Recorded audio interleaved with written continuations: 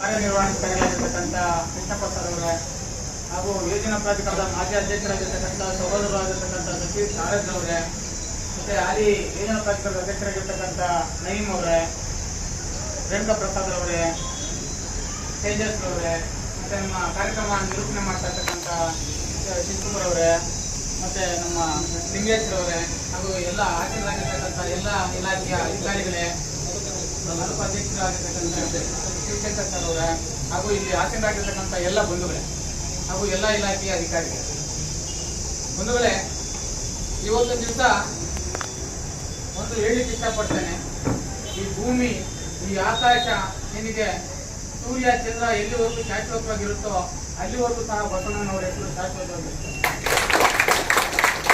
ಸುಮಾರು 12ನೇ ಶತಮಾನದಲ್ಲಿ ಜನಿಸಿದಂತಹ ಬಸವಣ್ಣನವರು ಈ ಸಮಾಜದಲ್ಲಿರ್ತಕ್ಕಂಥ ಜಾತಿ ವ್ಯವಸ್ಥೆ, ತಾರತಮ್ಯ, ಅಸ್ಪೃಶ್ಯತೆ, ಮಹಿಳೆಯರ ಶೋಷಣೆಯ ವಿರುದ್ಧ ತಮ್ಮ ವಚನಗಳ ಮುಖಾಂತರ ಇಡೀ ಸಮಾಜವನ್ನ ತಿರ್ತಕ್ಕಂಥ ಕೆಲಸವನ್ನ ಬಸವಣ್ಣನವರು ಮಾಡ್ತಾರೆ.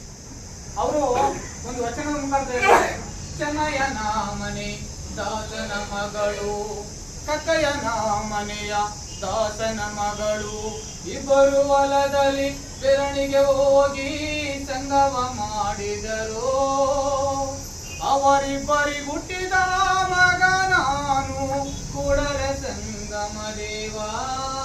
ಅಂದ್ರೆ ಅವರು ಇಷ್ಟೊಂದು ಜಾತಿ ವ್ಯವಸ್ಥೆಯ ವಿರುದ್ಧ ಸಮಾಜದಲ್ಲಿ ನಡೀತಾ ಇರ್ತಕ್ಕಂಥ ತಾರತಮ್ಯ ಇತ್ತಲ್ಲ, ಆ ತಾರತಮ್ಯದ ವಿರುದ್ಧ ಎಷ್ಟು ತಮ್ಮ ವಚನಗಳ ಮುಖಾಂತರ ಇಡೀ ಸಮಾಜವನ್ನ ತಿರ್ತಕ್ಕಂಥ ಕೆಲಸ ಮಾಡಿದ್ದಾರೆ ಅನ್ನೋದನ್ನ ಯೋಚನೆ ಮಾಡ್ತಾರೆ.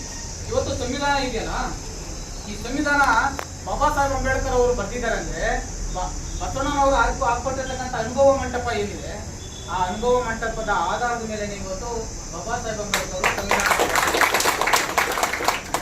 ಬುದ್ಧ ಆಗಿರ್ಬೋದು, ಜ್ಯೋತಿಬಾ ಫುಲೆ ಆಗಿರ್ಬೋದು, ಸಾವಿತ್ರಿಬಾ ಫುಲೆ ಆಗಿರ್ಬೋದು, ನಾರಾಯಣ ಗುರು ಆಗಿರ್ಬೋದು, ಕನಕದಾಸರ ಆಗಿರ್ಬೋದು, ಕುವೆಂಪು ಆಗಿರ್ಬೋದು, ಜಡರ ದಾಸಿಮಯ್ಯನವರು ಆಗಿರ್ಬೋದು, ಇವರೆಲ್ಲರೂ ಸಹ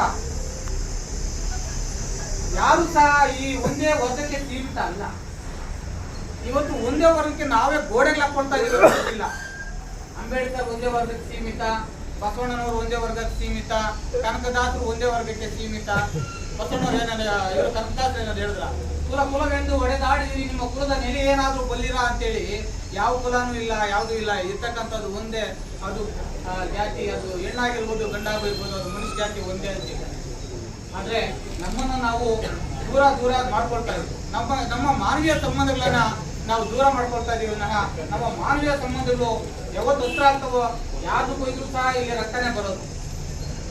ಇಲ್ಲಿ ಉಳ್ಳವರು ಮತ್ತೆ ಇಲ್ಲದವರ ನಡುವಿನ ಒಂದು ಜೀವನನೇ ನಮ್ಮ ಹೋರಾಟ.